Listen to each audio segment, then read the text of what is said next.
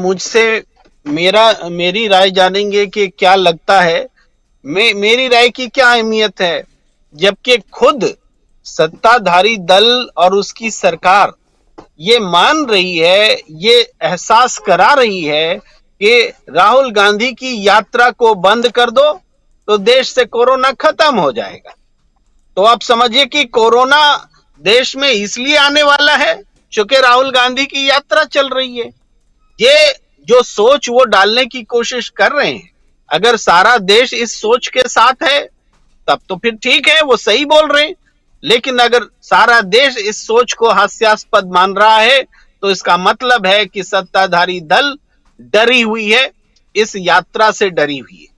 एक छोटी सी बात है, ये जो कोविड का जो खतरा बता रहे हैं, ये हमारे देश में पैदा हो रहा है क्या कोरोना वायरस? नहीं, ये कोरोना वायरस चीन में पैदा हो रहा है, जिसके यहां आने का खतरा है। तो चीन से यहां कैसे आएंगे? जाहिर बात है कि वो पैदल हमारे मजदूर गरीब भाई तो लेकर आएंगे नहीं, वो पैसे वाले लोग ही हवाई जहाज से लेकर आएंगे। पहले भी ऐसा ही हुआ था। लेकिन हमारे यहाँ क्या है राजीव जी, हवाई जहाज पर बैन लगता है। ऐसा नहीं है कि हमारी सरकार संवेदनशील नहीं है, वो बैन लगाती है हवाई जहाज पर। लेकिन कब? जब हमारे देश से दूसरे देश को कोरोना फैलने का खतरा हो, तब वो बैन लगाती है कि कहीं हिंदुस्तानी लोग दूसरे देश के लोगों को कोरोना संक्रमित न कर दे, इसलिए हवाई जहाज पर बैन लगा दो। ये संवेदनशीलता है। लेकिन दूसरे देश में चाइना में कोरोना रहेगा, ताइवान में रहेगा, जापान में रहेगा, इटली में रहेगा, उन देशों से हमारे देश में हवाई जहाज की यात्रा होती रहेगी, उस पर बैन नहीं लगेगा, क्योंकि वहां के लोग हमारे देश में कोरोना फैलाएं। और अभी क्या गाइडलाइंस जारी हुआ है? आप स्वास्थ्य मंत्रालय में चले जाइए, कोई गाइडलाइन नहीं है उसकी वेबसाइट पर। होम गृह मंत्रालय की वेबसाइट पर चले जाइए, कोई गाइडलाइन नहीं है। गाइडलाइन स्टेट गवर्नमेंट्स को दिए जा रहे हैं कि आप अपने अपने इलाकों में एहतियात बरतिए। जब स्टेट गवर्नमेंट को दिए जा रहे हैं अलग अलग, तो राहुल गांधी की यात्रा क्या है, स्टेट सब्जेक्ट है कि नेशनल सब्जेक्ट है?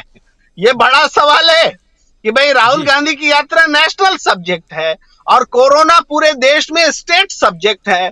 तो ये कोविड पॉलिसी जो दिखा रही है सरकार, ये बता रही है कि राहुल गांधी की यात्रा जो दक्षिण से उत्तर की ओर बढ़ती चली गई है, हर राज्य में लोकप्रियता के पैमाने को गई है, राजनीतिक रूप से अपने मकसद में वो कामयाब रही है।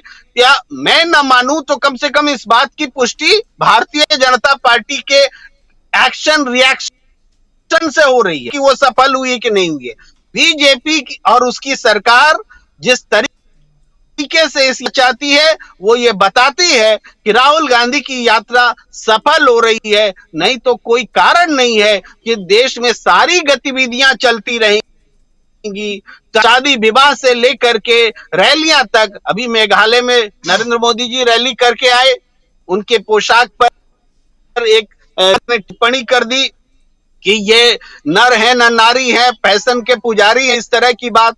अब उनकी ऊंची नाक को ये लग गया कि भाई ये तो बहुत गलत उन्होंने कह दिया। हेमंत बिस्वा शर्मा उनकी आलोचना करने लगे। भाई वो हेमंत बिस्वा शर्मा जो कुछ समय पहले राहुल गांधी से पूछ रहे थे कि तुम्हारे पिताजी का क्या ठिकाना है, तुम्हारा माने बहुत गंदे शब्दों में पूछ रहे थे, तो वो उनको उनकी छोटी नजर आ रही है। तो ये सारी स्थितियां बता रही हैं मुद्दे जो है स्क्रीन पर मुद्दों को बदलते रहना है। सिर्फ भारत एक जोड़ो यात्रा आने नहीं देना है। लेकिन क्या कहते हैं राजीव जी, इस एक कदम से जो भारत जोड़ो यात्रा को रोकने के लिए चिट्ठी लिखी गई है, पूरे देश की आंखें खुल गई हैं। इस एक कदम ने पूरी सरकार को जनता के सामने बेपर्द कर दिया है और उनके मंसूबों को सामने ला दिया है। भारत यात्रा इतनी चर्चित कभी नहीं हुई थी जितनी आज हो गई है। जी राजीव जी। देखिए राजीव जी, ये जो कहा गया है केंद्र सरकार की चिट्ठी में, तो डिसीजन लेने की बात राहुल गांधी पर छोड़ी गई। ये उस पॉलिसी के तहत होता है कि कोरोना से लड़ने की जिम्मेदारी तो आम जनता की है, वो सारे प्रोटोकॉल्स जनता के लिए होते हैं। और सरकार ने कोरोना से लड़ने के लिए कौन से स्टेप्स लिए हैं उसकी कोई जानकारी अब तक पब्लिक डोमेन में नहीं दी गई। इवन प्रोटोकॉल भी सामने नहीं लाया गया है कि कौन से प्रोटोकॉल अपनाए जाने चाहिए। तो यही कारण है कि देश में ट्रेनें चल रही हैं, बसें चल रही हैं, बाजार खुले हैं, शादियां हो रही हैं, बड़ी बड़ी रैलियां हो रही हैं, सदन चल रहे हैं, सब कुछ हो रहा है प्रोटोकॉल के। लेकिन राहुल गांधी जी से ये कमिटमेंट वो चाहते हैं कि हाँ भाई, जरूरत होगी तो हम रोक देंगे। और तो ऐसा क्यों, ऐसी जरूरत क्यों पड़ी, ये सबके सामने अब खुला हुआ है, इसमें छिपाने की कोई बात नहीं है। ये राजनीतिक जिस मकसद से ये यात्रा राहुल गांधी ने शुरू की, उस मकसद से में वो सफल होते दिख रहे हैं, इसी कारण प्रेशर पड़ रहा है। और अगर राहुल गांधी दिल्ली में बड़ी रैली कर लेते हैं, दिल्ली में उस फिजा को बना लेते हैं, तो आपने देखा होगा कि दिल्ली में एमसीडी के भी इलेक्शंस हुए तो उसमें कांग्रेस की मौजूदगी नजर आई। वोट प्रतिशत विधानसभा चुनाव के मुकाबले या ज्यादा वोट उनको मिला।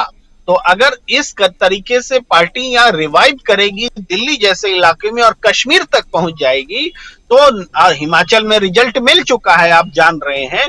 तो इस स्थिति में राजनीतिक रूप से उनको बड़ी चुनौती मिलने वाली है।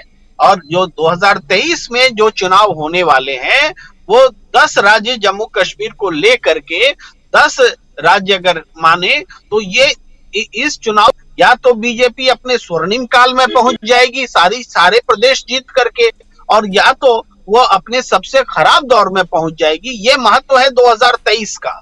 तो 2023 में कांग्रेस अगर रिवाइव करती है पूर्वोत्तर में या दूसरे जगहों पे, तो उसमें इस यात्रा का बहुत इंपॉर्टेंस है।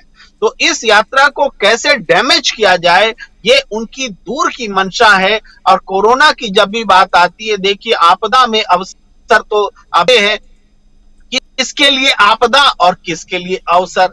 अगर भारत जोड़ो यात्रा भारतीय जनता पार्टी के लिए बन गई तो कोरोना उनके लिए अवसर बन करके आ रहा है इस माध्यम से। तो ये पहले भी आप देखे होंगे, जब पहली बार लॉकडाउन में हम लोग गए थे तो होली नहीं मनाने का संकल्प लिया गया था।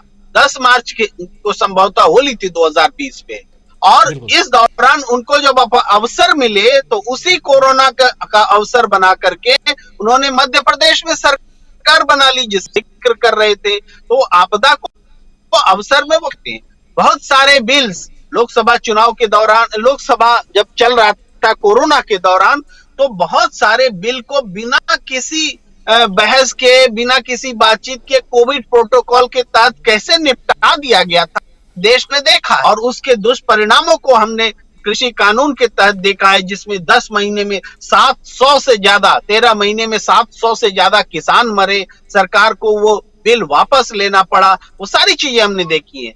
सीएए एनआरसी के खिलाफ जो आंदोलन था, वो कोरोना के समय में नरेंद्र मोदी जी की सरकार के लिए वो एक अपॉर्चुनिटी बन गया उस आंदोलन को खत्म करने का, वो खत्म हुआ। तो इस बार भी भारत जोड़ो आंदोलन को खत्म करने के लिए एक अवसर बन रहा है। तो इसका मतलब है कि इस सरकार के लिए ये भारत जोड़ो आंदोलन आपदा बन करके, उनके राजनीतिक मकसद के लिए आपदा बन करके वो सामने आ रहा है। इसलिए ये कोरोना का इस्तेमाल अवसर के रूप में कर रहे हैं। जी राजीव जी। तो आपदा में अवसर तलाशने की कोशिश हमेशा प्रधानमंत्री नरेंद्र मोदी करते हैं।